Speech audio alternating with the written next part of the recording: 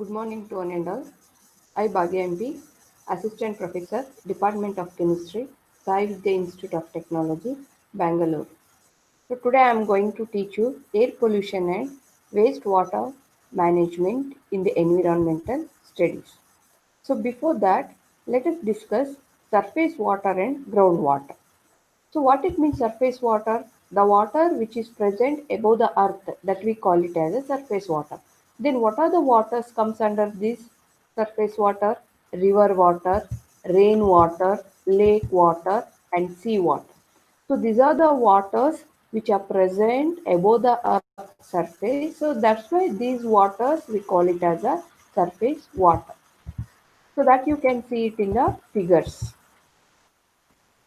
The next question is underground water. So what it means underground water? The water which is present beneath the earth surface is called as underground water. Example, well water or spring water. So these are the waters present beneath the earth surface. So now we'll move to the different types of pollution and its impact, causes and control. First, let us start with the noise pollution. What it means noise pollution? It is an unwanted sound, so that we call it as a noise pollution. Usually, in the residential area, noise pollution should not exceed 45 decibel. So usually noise pollution is measured in terms of decibel unit. So in the residential area, it should not exceed more than 45. Suppose if it exceed more than 45 decibel unit in the residential area, so that we call it as a noise pollution. So, what are the main source of noise pollution? Road traffic, air traffic, railway, industry, construction, consumer products. So, in that way, the noise is produced, and that we call it as a noise pollution. What are the effects of this noise pollution? See, if you had more and more noise, sometimes you will get the headache, and your pressure, BP or blood pressure will rise, and sometimes it will affect our sleep, and sometimes we'll get irritation, and sometimes it burn the heart, and sometimes we'll lose our hearing capacity. So these are the effects of noise pollution. Then how do we prevent this noise pollution?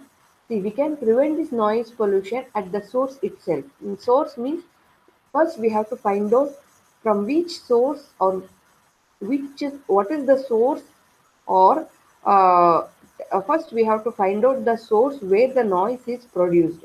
At the source level itself we have to reduce the noise pollution. For example, if you consider automobile industries, if the automobile industries are producing noise pollution, means at the source itself we can reduce it. You know how we can reduce it at the source itself? By lubricating the machines. By lubricating machines, so generally it reduces the noise at the source itself, and tightening the nuts and bolts. So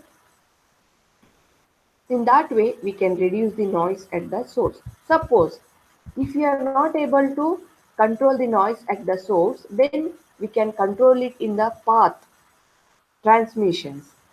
How we are controlling the path transmission? Suppose if we are not using any lubricating the machines, so in that case, what we can do is we have to cover the machines.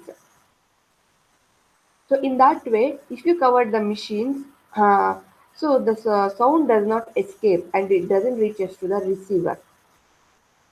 Or else, by using the curtains, soundproof curtains or soundproof tiles, so we can control the noise pollution, and we can control the reaching of noise pollution to the receivers. Who are the receivers? We are the receivers. Then, suppose if you are not able to control it in the source and in the path transmission, at the receiver level, in what way we can control it? See, at the receiver level, we can control it by using very less air conditioners or vacuum cleaners, and we have to produce awareness about the noise pollution, to our friends and our relatives, and we should gain the knowledge about the noise pollutions. So, by doing all these things, we can control the noise pollution at the receiver level. The next is soil pollution. So, in what are the ways soil get polluted? The soil is polluted. The main is one is agriculture. So, in the agriculture, in order to increase the crops yield, we are using the fertilizers, more and more fertilizers. So by doing so, usually the soil loses its fertility and it can pollute it. And the second is by spilling the oils in the soil, so the soil get contaminated. And the third is dumping the garbages or waste in the soil. So in that way also soil get polluted. So in these ways the soil gets polluted. What are the impact of that soil pollution, or what are the causes of the soil pollution? So the causes is because of the soil pollution, automatically day by day the soil gets loses its fertility.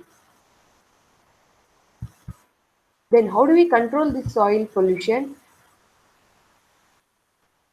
The control is the main is using the less fertilizers and the less pesticides. And we all could adapt the three R's. Three R means reduce, reuse, recycle. Means reduce the fertilizers, and whatever the fertilizers we use, you recycle it, reuse it. By doing so, we can control the soil pollution. But in industry level, in what way we can control the soil pollution? So the industrial waste, before dumping in the soil, that waste can be treated physically and chemically, and whatever the hazardous chemicals are there, that is washed off. So by doing so, we can control the soil pollution. The next is air pollution. So we all know about the air pollution. The main source of this air pollution is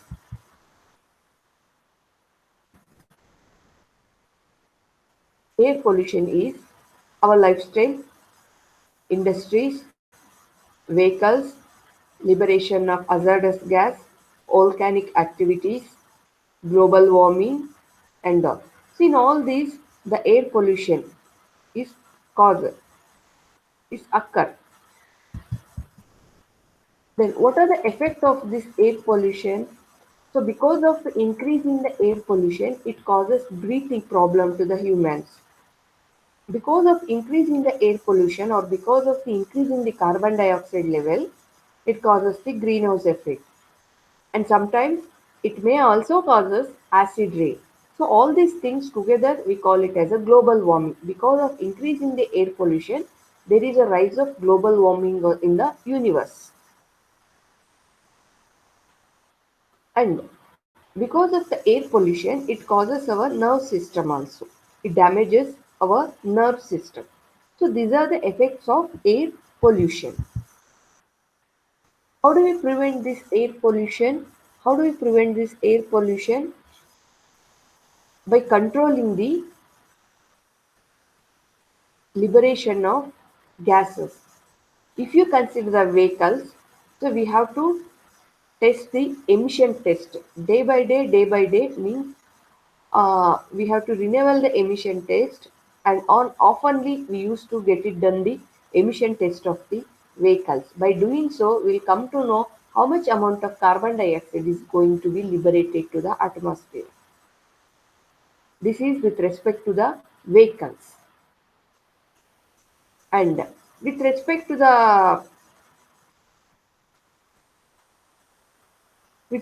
the materials, what happens? We have to change the materials. Means instead of using the hazardous materials, we have to go with the cheaply available materials. So which doesn't causes air pollution. So in that way, we can prevent the air pollution.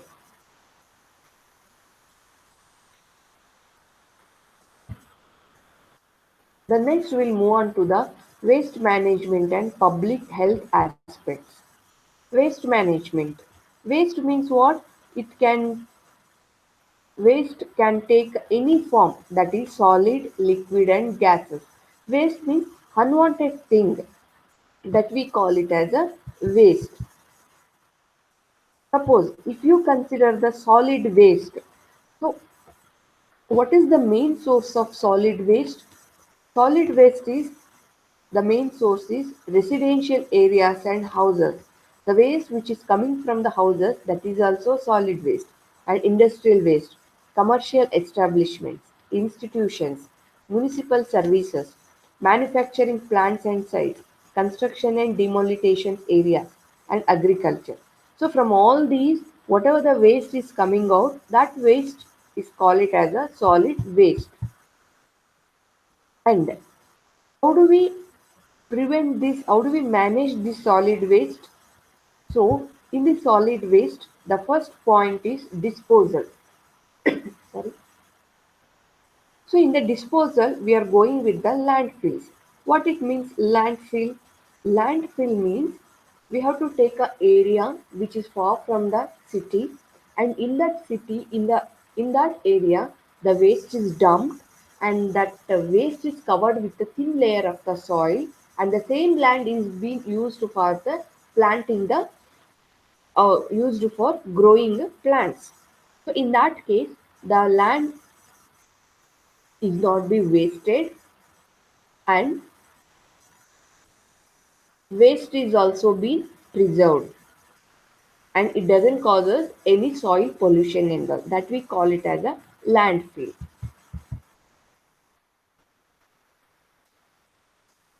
The next is compositing.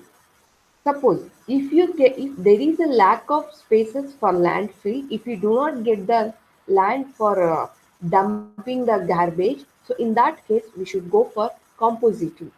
So in that compositing, there are two ways are there: home compositing and commercial level vermi compositing. So what it means home compositing? In this compositing, with a proper mixture of water, oxygen, carbon and nitrogen, the microorganisms in the waste are able to break down the organic matter into produce a composite. Means here we are using a microorganism in order to convert the carbon dioxide, oxygen into a carbon and oxygen into a carbon dioxide and water. Means here we are converting the sum of the uh, metals that are some of the gases, that is carbon and oxygen, into carbon dioxide and water. That we call it as a home compositing. And in the commercial level vermicompositing, here, it is a process of organic material degradation using various species of worms such as red wigglers, white worm, and earthworm. Here there is a degradation of the waste takes place by using the white worms or earthworm. So that we call it as a commercial level vermi composite. The next is e-waste management. E-waste means electronic waste. Then which is the main source of this electronic waste? TV, computers and cell phones, calculators, sensors, alarms and the electronic devices. And when we consider the kitchen, the coffee makers, microwave ovens, so all these things are come under the group of electronic waste.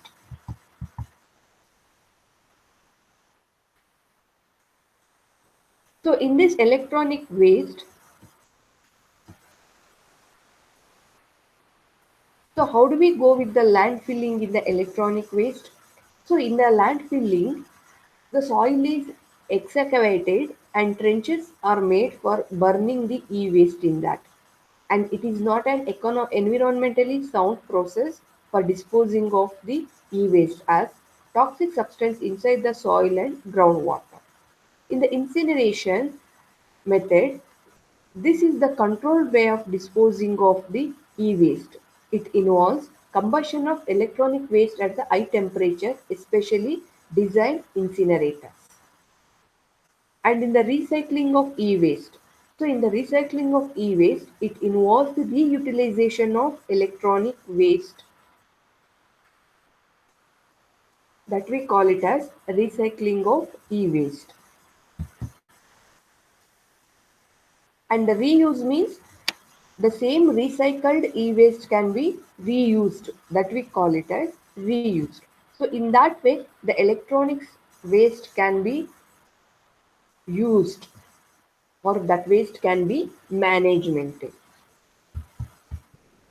The next is biomedical waste. Biomedical waste is the main source is the waste which is coming out from the clinics, hospitals, labs, home health care clinics, or microbiological clutches or stocks. So these are the waste which is coming out of all these, that comes under the group of biomedical waste. So example, gloves, needle, bandages, dressing apparatus. So all these things come under this biomedical waste. So this is about water pollution and waste management. Thank you.